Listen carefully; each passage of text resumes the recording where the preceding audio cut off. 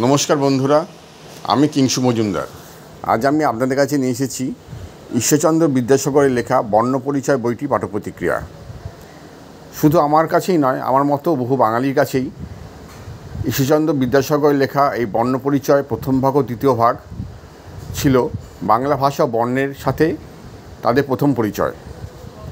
1855 সালে ঈশ্বরচন্দ্র বিদ্যাসাগর রচিত বর্ণপরিচয় বই দুটিকে বাংলা ভাষার প্রাথমিক পুস্তিকা বলা যেতে পারে। দুই ভাগে প্রকাশিত এই পুস্তিকাটির দুটি ভাগই প্রকাশিত হয়েছিল।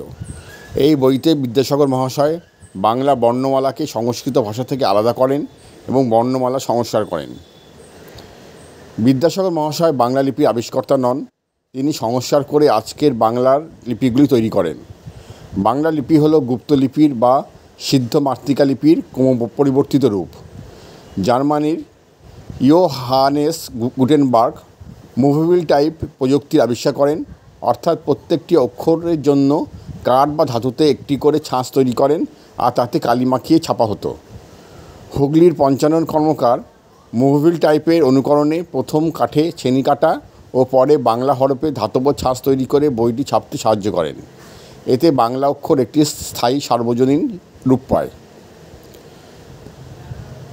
বর্ণপরিচয় দ্বিতীয় ভাগে রয়েছে সদা সত্য কথা বলিবে, যে সত্য কথা কয় সকলে তাহাকে ভালোবাসে, যে মিথ্যে কথা কয় কেহ তাহাকে ভালোবাসে না, সকলেই তাহাকে ঘৃণা করে।